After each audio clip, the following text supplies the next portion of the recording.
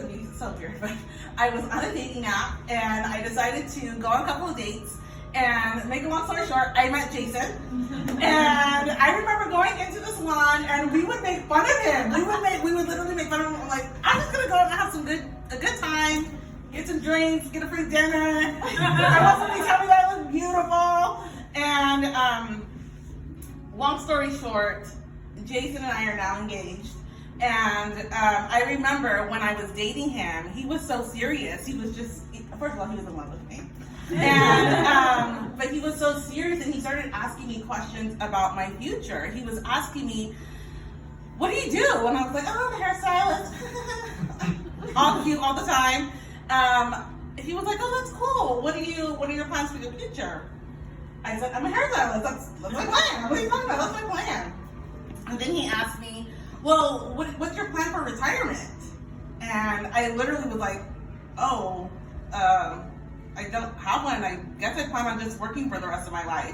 In my mind, that's what I thought. I was like, nobody had ever talked to me about finances or about retirement. Not even my parents. My parents are really bad with money. They just spend, and nobody ever taught me about having a savings account, having a checking account, putting away for my retirement. I literally thought, I guess this is what I'm going to do for the rest of my life until my hands fall off. That's what I'm going to do.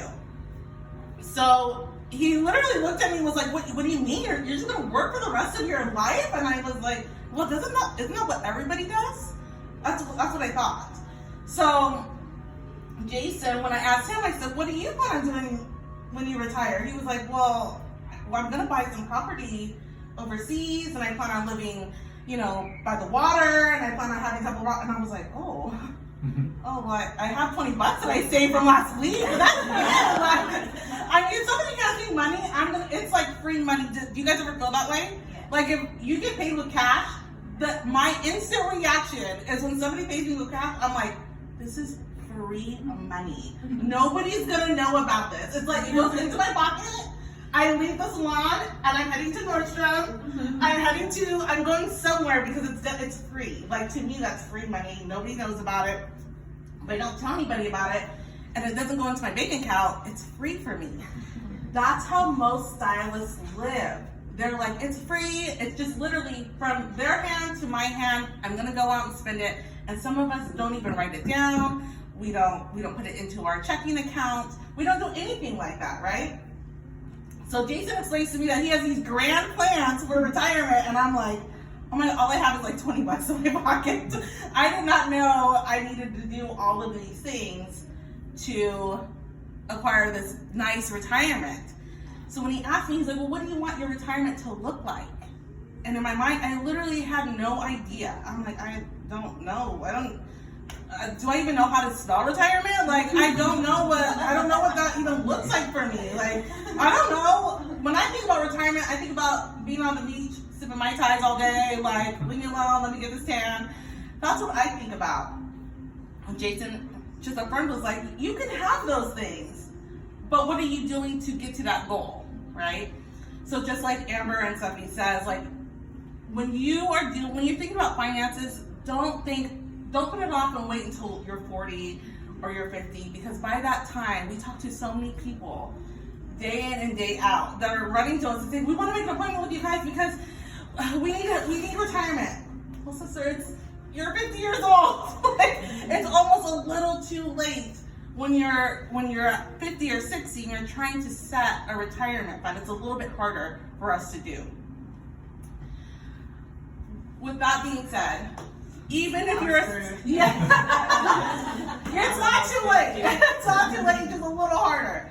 So I will say, there are other insurance and life insurance policies that you can also think about as well. Definitely will probably know, in our industry, there are tons of stylists every day that go through just unexpected life changes, right? There was just a makeup artist, I cannot remember her name, I think her name was Lena. She just got, I think she was diagnosed with cancer, right? And I literally sat in one of the girls at my salon, she came over and told me about it, and I just was crying. I was just, oh my gosh, this is so sad. Before you know it, we're all on Instagram, right? I see all these people say, Venmo her money, Venmo her this, there's a GoFundMe account for her, and we need to raise money for her. And I'm just like, oh my gosh, this is so, it's just, I can't even put it into words. Like, I don't know what I would do if I was in that situation. And thank God for the beauty industry that we are so like, I have never seen a group of women or people just like come together and they're like, here, like, let me just give you some money. Let me help you in any kind of way that I can. But if you guys can just take a step back and think, if that was you, if you were to go into the doctor today and they were to say, Stephanie, we have some really bad news for you. You have a terminal illness. What are you going to do? What is your plan financially?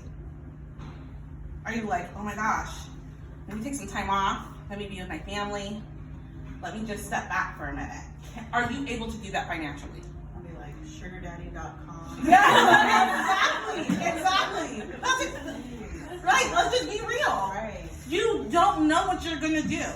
Because one, if we don't work, we don't make money, right?